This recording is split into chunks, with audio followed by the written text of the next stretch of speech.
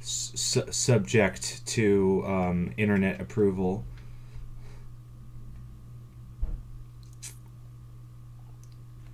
All right. Are we on? Yes, we are live, provided that EA does not shut us down. We are live, provided that we are not dead. We're skeletons all along. With calcium! Anyway, hello guys! Yes, Depths of Gaming, episode 36. Could you be any more Jewish? That was more like I'm from Brooklyn, you know. We're going to the Harbor. We're going to the Harbor. We're getting some of that cheesesteak in Philly. Is Brooklyn a religion now? It might as well be, yeah. Yeah, that was a Brooklyn accent.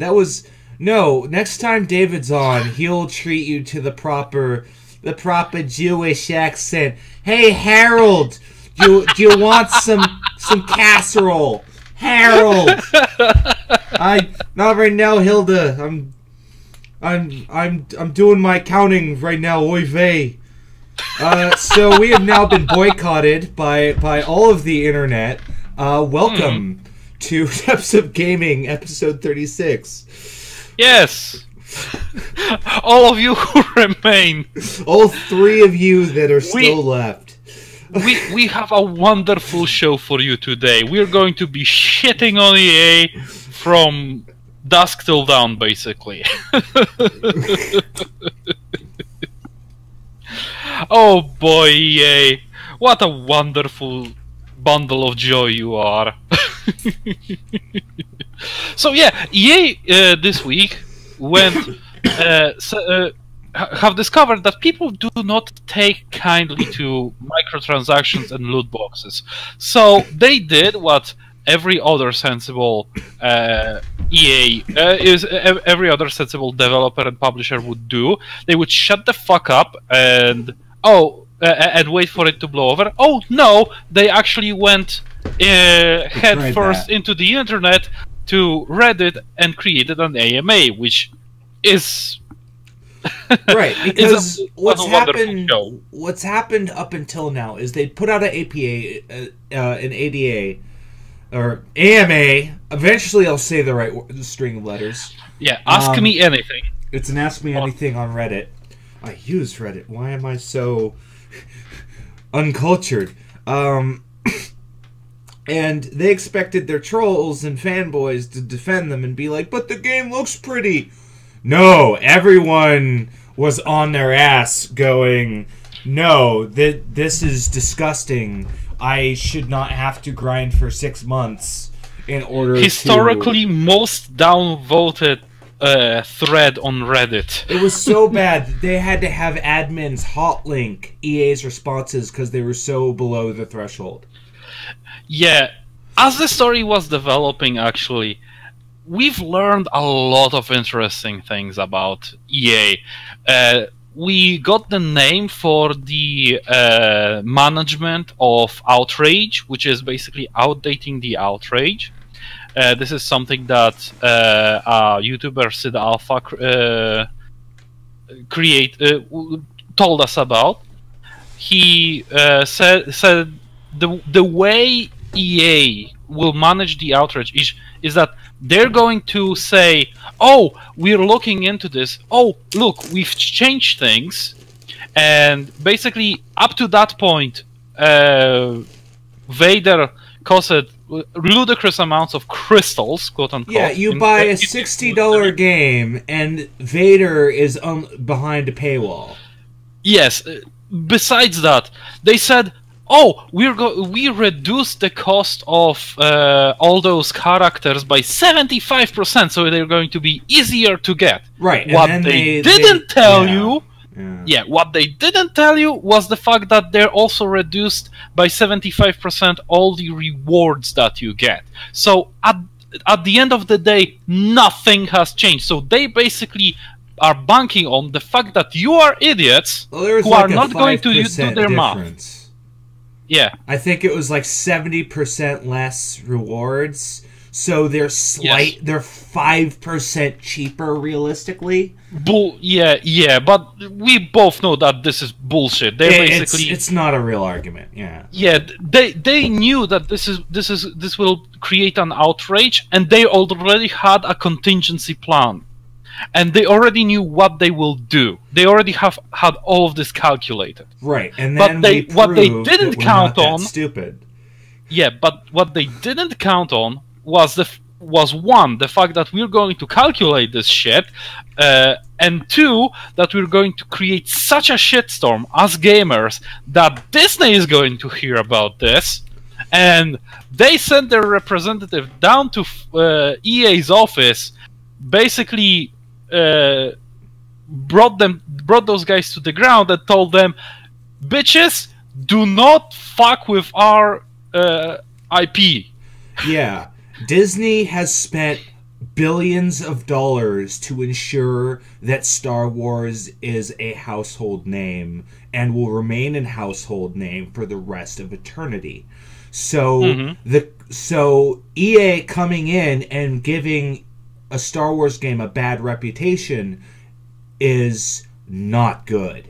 Not good at all. EA is used to that kind of operation. Yeah. They do want to run franchises into the ground so that they could milk them out of every single drop that they can. Yeah, like they fucked up Dungeon Keeper that way. They sold the Dungeon Keeper rights to China, so they had a World of Warcraft sort of game. And here we had what a happened mobile also game. with what happened with the what was it? Mass Effect. Look what happened with Odyssey. They massively cut corners on Mass Effect. Every game EA has basically that plan. They give creative permission, give you creative freedom for your first game that you are with EA. That creates a lot of hype for the game, makes for a very good quality product, and then they just run it down into the ground with sequels. Pretty much, because problem is they cannot do that. Problem is they cannot do that with someone else's IP. No, they can't. It's especially with that someone else's Disney. No, you do not say to Disney, I am co-opting your franchise, and isn't it good that everyone hates us now? Look at how angry they are. It's so good for publicity. Or Disney is like, you fix this or you're fired. Mm-hmm. Yeah, Mickey Mouse comes down on EA and fucks them in the ass. I'm gonna break your kneecaps, haha! Pretty much. Oh boy, you better solve your shit, EA. Oh boy. It was wonderful what was happening on the AMA, and the best part is that it was not just EA that was doing this. It was EA Dice, which was the developer behind. I'll fire the Death Star at your HQ, haha. Yeah, it was basically the developer of Star Wars Battlefront themselves that were doing this. The developers do not see anything wrong with having microtransactions and loot boxes in a $60 to $80 game, because they also did that. They divided Star Wars Battlefront game into two separate tiers of a game: the Bronze Edition and the Silver Edition, right. which is basically $60 version, which is the standard, and exclusive one. And don't worry about the exclusives, because in a couple of months, that game, I know that this wasn't released at all by EA or by DICE, but I guarantee you that Star Wars Battlefront in 6 to 8 months will go free to play, and all of those exclusives will be in the cash shop. Oh yeah. Just to fuck over and they everybody. Said the cash shop's coming back. They were very clear with that. They want to bring it back. Of course they. Oh do. yeah, after the shitstorm with Disney and the gamers, they said, okay, we're going to pull back from the entire cash shop. no longer you are able to get crystals or whatever the fuck they want to call their premium currency, and we are going to fix it, and then we're going to reintroduce it, which is code word for we're going to bring it back after the entire shitstorm dies down. So they are still talking down to you. They still are. They still have you deep in their ass, and they still want to fuck you over. So, to anyone who wanted to play Star Wars Battlefront 2, spend your money elsewhere. Yeah, because they did a press release about this, and the Cliff Notes is that, oh, they're sorry.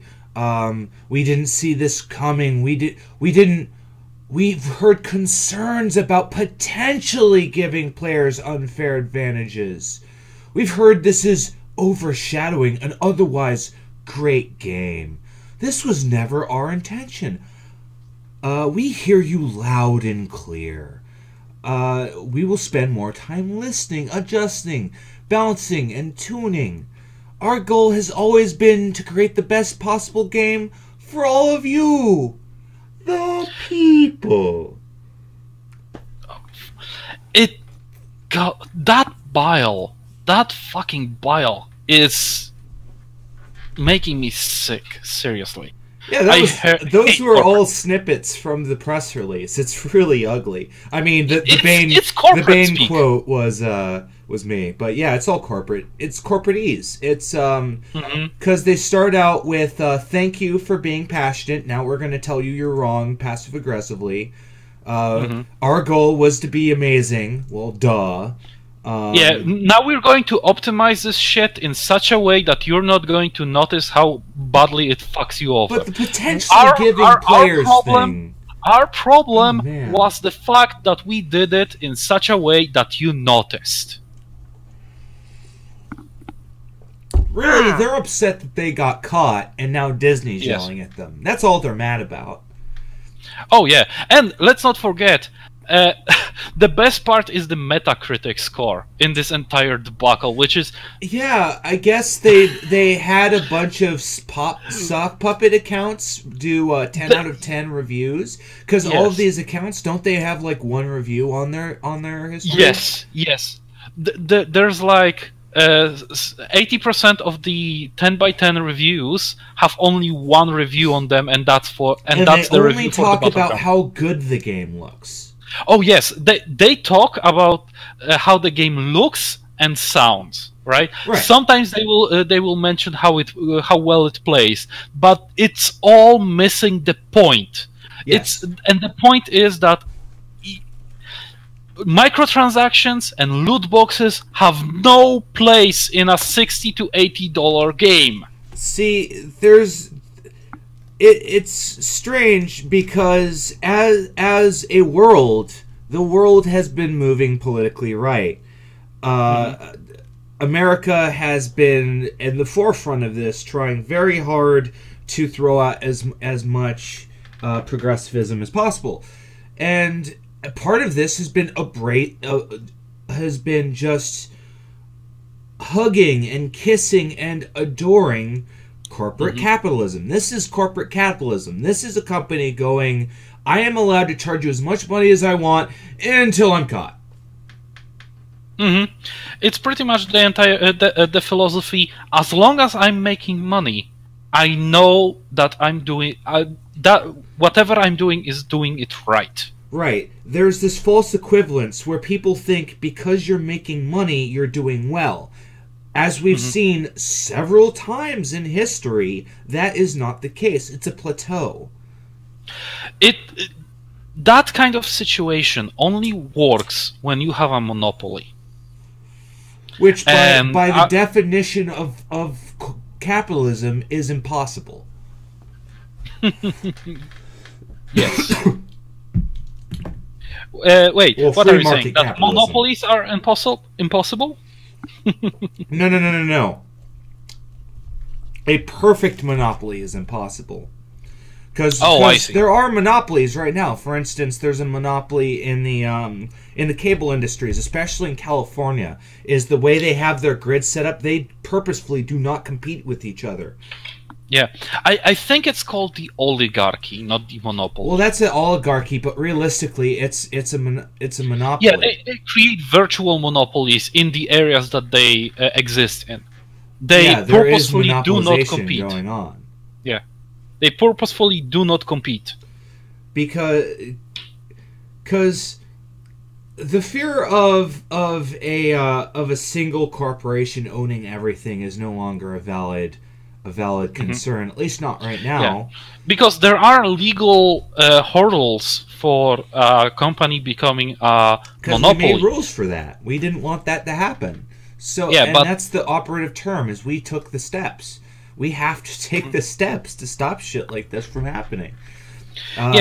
Basically it's a constant battle between companies who want to become monopolies and dictate their prices however the fuck they want, and people who do not want to be fucked with. So I told myself this morning that we wouldn't have a Stellaris segment, and then it turns out that we're doing news about a guy who left Paradox, so it's an indirect Stellaris segment.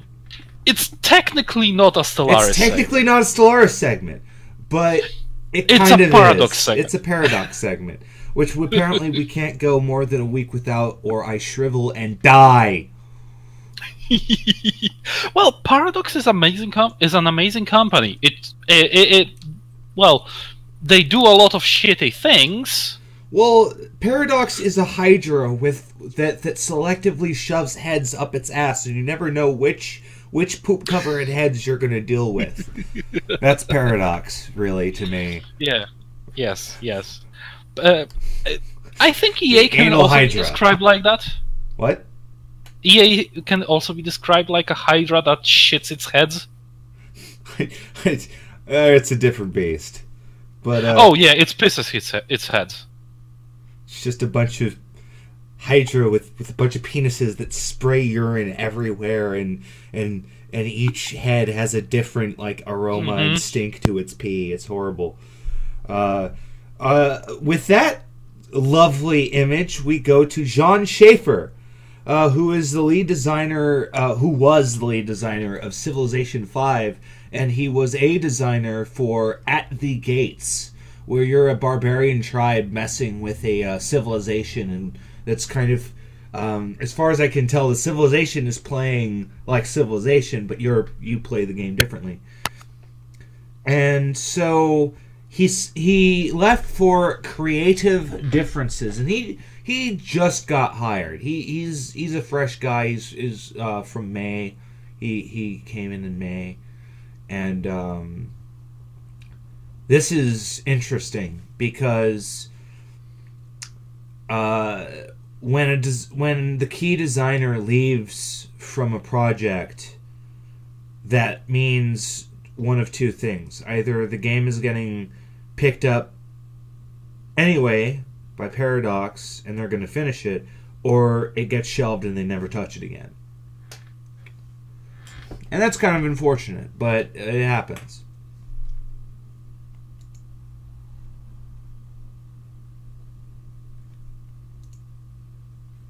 What do you think, Jahith?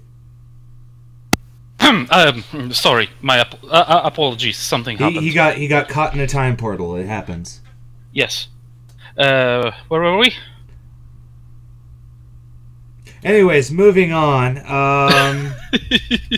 I'm so sorry. It's okay. It's okay. That was really the whole segment. Really, we're done with Schaefer? Okay. I do not know. I mean, I guess we can thank John Schaefer for the tile system that Civilization V used, because they kept it in 6. I mean, the combat in 5 was horrible, but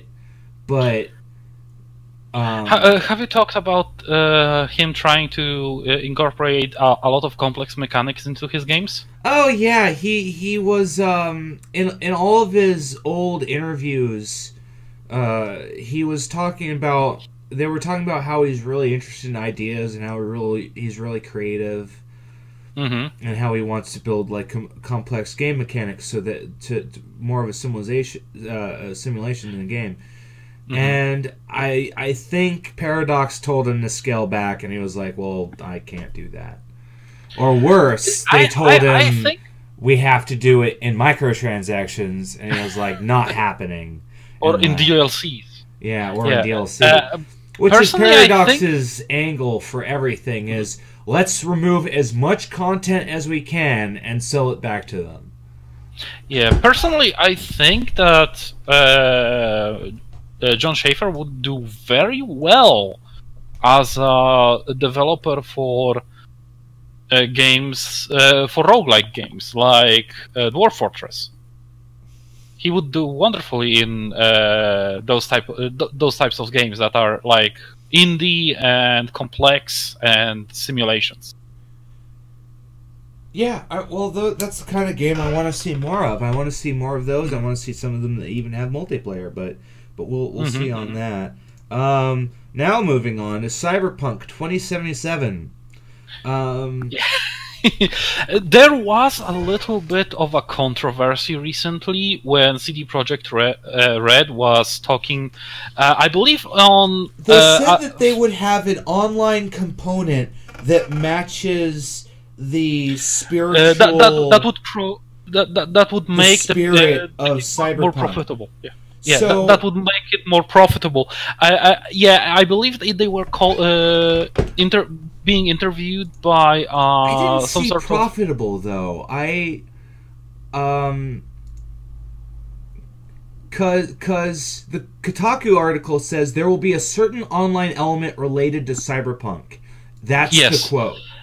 And we knew about that online element a long time ago. Yeah, they were kind of soft promising multiplayer. They were talking about wanting to do multiplayer. Yeah, a seamless multiplayer where you could just drop in and drop out. I believe they were hiring for someone who was able to code something like that. And that's the reason why we knew it. And now recently, YouTube journalist channel thought, since everyone wants microtransaction, that also meant CD Projekt Red. And they actually they tweeted him back. They tweeted him back and went, "No, we're not. No, EA. that's not what we do. We're not EA. We don't do that." And that's. Do you want to do the quote? And that's not a joke, because here's the quote: "At Pretty Bad Tweets, worry not when thinking CP 2077. Think nothing less than The Witcher 3, huge single player." Open world, story-driven RPG. No hidden catch. You get what you pay for. No bullshit. No, just honest gaming with Wild Hunt. We leave greed to others. Which is a job at EA and Take-Two Interactive and Activision. They put that out this morning, so that was lovely. Yes, they making sure that you know that one, there's not going to be any microtransaction in Cyberpunk 2077. That's one thing. And two, they also leave the doors open for microtransactions in the future games. Not in Cyberpunk 2077, but maybe in another game. Yeah, and that's okay. Okay, because right now I believe that Gwent, they have Gwent, which is a free-to-play game. They have Gwent, yeah. Mm-hmm. And so when they say an online component that matches Cyberpunk, that's relatively easy, because the whole deal with Cyberpunk 2077 is the Cyberpunk world is unified. That's why Asian culture took over, because it became so easy to move around the world and contact around the world. The internet becomes this very powerful matrix that's able to be ran in by cyberdeckers. It's very expansive. So I'm imagining if there's multiplayer, you'd be able to like fight people in like a hacking mini game, because there is a hacking mini game in 2070, or well, rather, in Cyberpunk. There's always been a hacking mini game in Cyberpunk, and it's what's funny is Cyberpunk's hacking mini game is more in depth than Shadowrun's hacking mini game. Yeah, because it's like there's this another world in the Matrix that not only behaves in its own way, but also has on top of that it works like 6 or 8 times faster than the normal world. And so eight turns there equals 1 turn here. In Shadowrun to give any specifics, and in the book that's supposed to answer your questions about the Matrix, it just leaves you with more questions. Yes. Because they introduce the deep web, which is like this Alice in Wonderland bullshit between subconsciousness, and it's really fucking stupid. I believe that in Cyberpunk you have like a program that is used for for like dictionary attacks, and it takes up a form of a child that constantly asks the lock a question. Yeah, all of the programs in Cyberpunk have avatars that are attacked separately and attacked separately. So a program that's a black ice that's trying to kill you might like take the form of like a gangster with a gun or something. Or and yeah, like the program that's just trying to guess the code. It's like is it 277? No. Is it this? Is it that? Is it this? Is it divisible by 2? Is it less than 5,000? Like there's this old movie called Hackers where they play with that. Like they launch a Cookie Monster virus and it eats like the desktop, and the guy's like, well, what do we do? And the Hollywood hacker behind him just slaps his own head and goes, dumbass, you typed cookie, you idiot.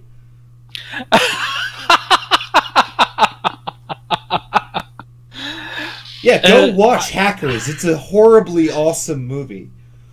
I believe that Castle series also did hacking in very weird way.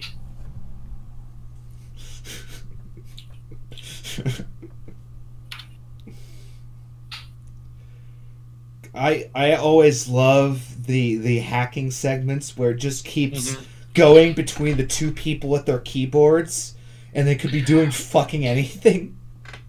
There's even a website that allows you to feel like a hacker. Basically, you go to that website, type whatever you want, basically smash against your keyboard, and it throws up code on the screen. Yeah, it looks wonderful. All right. But yeah, that's about that for Cyberpunk 2020. On to answers that nobody wanted. Are DMs using the nature check wrong? Oh, again, another player thinking that DMs are doing something wrong. No. You'll see. So okay. I've been playing D&D for less than a year, so please bear with me. My thought is that DMs are using the nature check wrong. When I go out and look around for plants and herbs, or I try to tell what kind of animal I'm encountering, it should not be a nature check. It should. Oh, never mind. I think this guy's wrong. What tipped you off? Okay, hold on. I gotta crack open the book and follow along with this dude. 5th edition, right? 5th edition. Okay, so he is talking about survival versus nature. Nature. Your ability to recall lore about terrain, plants and animals, the weather, and nature cycles. Yeah. That when I go and look around for plants and herbs, or to try to tell what kind of animal I'm encountering, Then when you look down at nature, your intelligence nature check measures your ability to recall lore about terrain, plants, and animals. Mm-hmm. Now And what's his problem? Now let's look. He says that it should be a survival check. Now let's look at survival. Mm-hmm. You make survival to follow tracks, hunt wild game, guide your group through the wastelands, identify signs that owl bears live nearby, predict the weather, or avoid hazards. Now, there's a subtle difference, and here's the difference. Is nature is about identifying, survival is about reacting to it. Mm-hmm.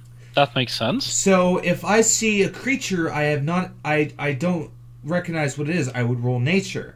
If I want to look for that creature in nature, I would use survival.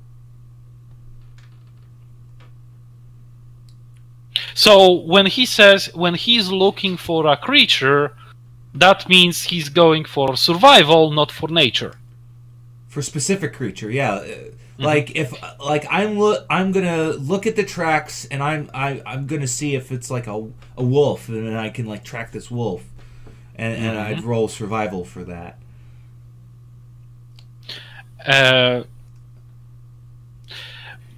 Survival says if you for tracking wild game. Yeah, for hunting wild game and tracking it. Yeah, but so are you hunting for the wolf or are you tracking the wolf? Hunting is what happens. Some would argue that hunting entails the tracking part. Yeah, this is the basically a part where if you don't have a survival, you can use nature. If you don't have nature, you can use survival, I would say. It's for different things. But now the thing that confuses the shit out of my party is they think investigation is used for everything. And investigation is when you look around for clues or make deductions based on those clues, you make an intelligence check. You might deduce the location of a hidden object, discern the appearance, and people think it, and they are treating investigation like it's perception, looking for it. They think that it covers every single aspect of adventure. Basically, you are a detective and you're looking for clues, and clue can be anything. I'm the world's greatest detective. So, this Me Burrito guy is pretty wrong. 'Cause he is one of those players that reads into the book too much. Like, I have a player that thinks Witch Bolt does stuff it doesn't do because the fluff says that it takes the appearance of a lightning bolt. Mm-hmm. And so, in his head, he thinks that the lightning bolt effect does damage. When, if it did damage, the book would say it does damage. It looks like a lightning bolt. It doesn't act like a lightning bolt. Yes. So this is a case of this guy thinking that survival check works in ways that it doesn't. And that is our show. So quickly? Yeah, that's all our content. I must have been gone for quite a while. That time space portal that I fell into, yeah, had to throw me like 30 minutes into the future. I'm sorry. Anyway, that's all, folks. Thank you.